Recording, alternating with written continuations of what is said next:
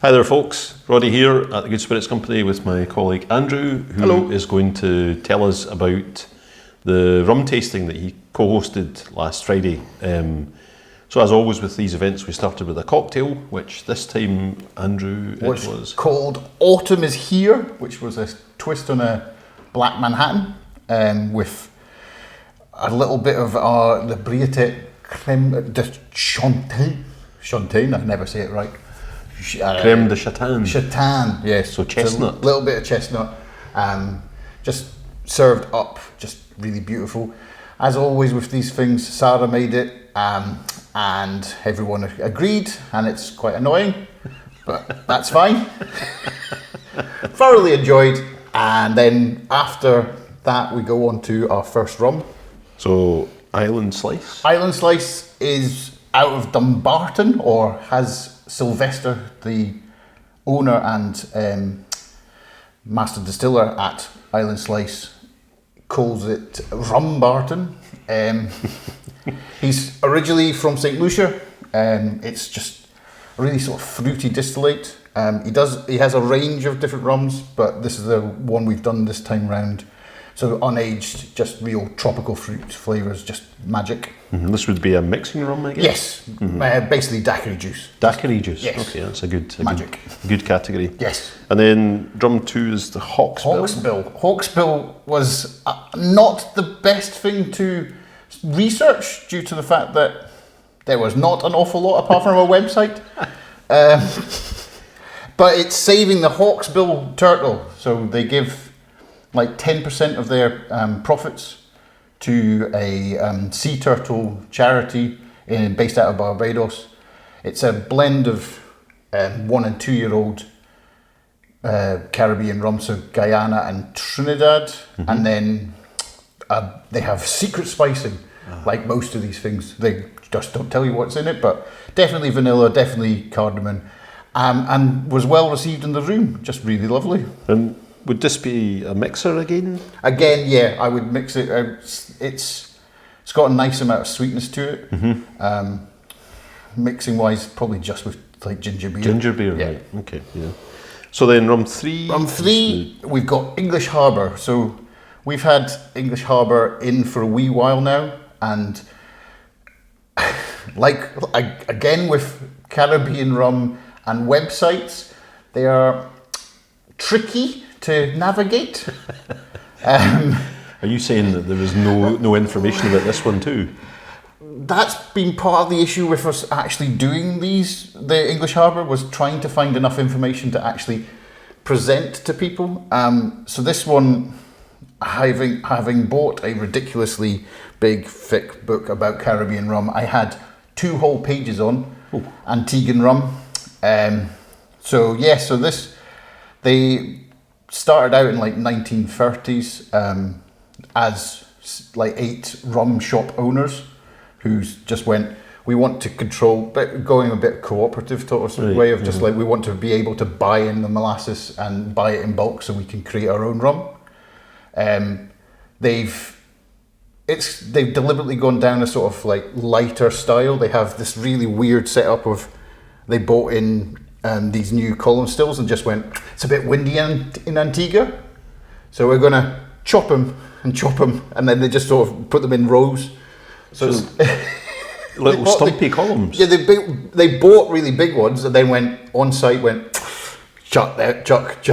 Okay, so it's one of these. They're one of the few Caribbean rums that exclusively use copper as their stills. So yeah, so it's a light style and only uses bourbon casks. Right. Just really, really easy drinking, and just sort of you could mix and you could just sip. So this would be maybe the first sipper of the evening. Yeah. Right. Okay. Yeah. Then moving on to Barcelo. Barcelo, I mean, it's a fabby bottle. The Barcelo is again huge amount of information. We basically found a video of one of their brand ambassadors doing a discussion about it. And whilst also saying, we're at a silent disco with huge amounts of music going on in the background.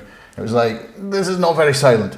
But this is their sort of like 10-year-old rum that they put into just bourbon casks. Again, another sort of light style in big column stills. And then they take a maple cask. So maple syrup. Yes, so something that's held maple syrup. Right. So it is a maple cask, and they take that apart.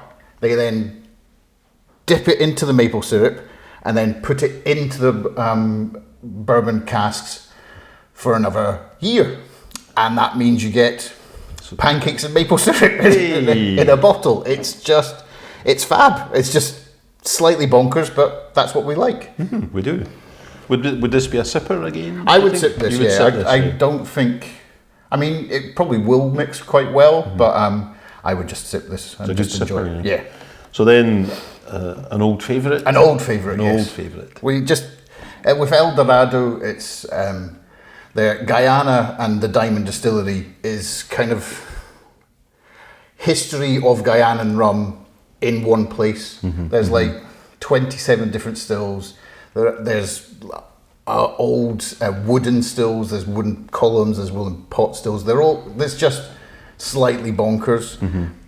But I'd happily spend several days there. Yeah, that would be great. Yeah. Absolutely fabulous. But it's just got a certain heft to it. The 12-year-old we chose because it's accessible price point wise, as well as you can sip it, you can mix it. It's just like it'll make a really bougie cocktail, but a bougie cocktail. Yeah.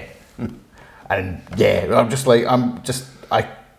like all the El Dorados. The 15-year-old is just awesome and great value. And just like I would happily use any of the younger ones as straight up mixing, just really good. And then you finished the night on Mount Gay rum. Well, when I say we, I mean I was looking at it going, we don't have a Navy strength or just cask strength rum, and that worries me because there should be at least one Navy strength. You need Navy strength, you need cask strength just in general because cask strength is better, more flavour. More flavour is better. With Mount Gay is one of the oldest distilleries with a license. In Barbados, it's kind of one of these distilleries that's just full of history and lots of murky ownership issues, shall we go with? But the Eclipse is just one of is kind of their entry level rum. But this one is the Navy strength, and it's got more pot stills involvement in the actual blend. And it's one of these rums that if you read online reviews, a lot of rum geek people go like, it's a bit boring, and go like, oh, it's quite alcohol-y. You go like, but it's Navy strength. That's the point. It should have a kick of alcohol. But yeah, it's just, again, I think this is something I use in cocktails quite a lot, just because having that extra ABV just means when you're mixing it down, you're just going to get to the right level and just have a proper heft to it. But yeah. So I guess a zombie would be one of the. Oh yeah. Or would you use that for a daiquiri? I mean, I'd use most drinks and most rums for a daiquiri. Okay. but just I'm happy to see how it goes. Does it daiquiri? Does it daiquiri? Very much. And just before we wrap up, what was the drama of the night? The drama of the night was the maple cask, because it's bonkers. Excellent. Yeah. Right. Well, thanks very much for that rundown of the rums, Andrew. And if you go to one of our spirits tastings, then you'll see myself or Matthew or Andrew or Peter or Sarah, and we always try to have a range of different flavour profiles, different strengths, of course, importantly, and for the many of the spirit events, we'll do a cocktail for you too. So I think that's us. Thanks a lot, Andrew. No worries. We'll see you next time, folks. Cheerio.